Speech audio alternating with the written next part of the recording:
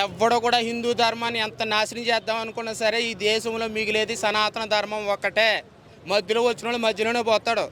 మొదటి నుంచి ఉన్నవాళ్ళు మిగులుతారు.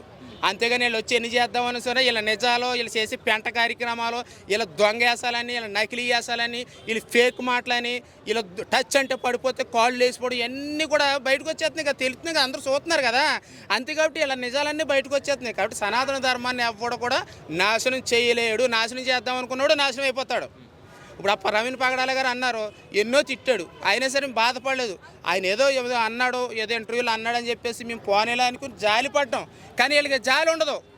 హిందువులు ఎప్పుడైనా సరే అన్ని మతాలను గౌరవిస్తారు. ఒక హిందువు ఇంటికి వెళ్ళి చూసారంటే యేసుప్రభు ఉంటుంది, అల్లా ఫోటో ఉంటుంది, హిందూది ఆంజనేయ స్వామి ఫోటో ఉంటుంది. ఒక క్రైస్తవుడి ఇంట్లో ఉంటుందా?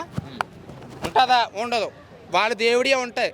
మనకేంటంటే హిందూ సనాతన ధర్మంలో ఎక్కువ దేవుళ్ళు ఉన్నారు కాబట్టి అందరు దేవుళ్ళు ఒకటే, అన్ని మతాలను మనం గౌరవించాలి అని చెప్పేసి మనం అనుకుంటాం. కానీ వాళ్ళు అనుకోరు. అంతే కాబట్టి హిందువులు ఇప్పటికైనా సరే కళ్ళు తెరిచి మన ధర్మాన్ని మనం కాపాడుకోవాలి. అన్ని మతాలు సమానం అంటే మటుకు నన్ను అస్సలు ఒప్పుకోను. అన్ని మతాలు సమానం అంటే మీరు కూడా ఒకటే అంటాను నేను.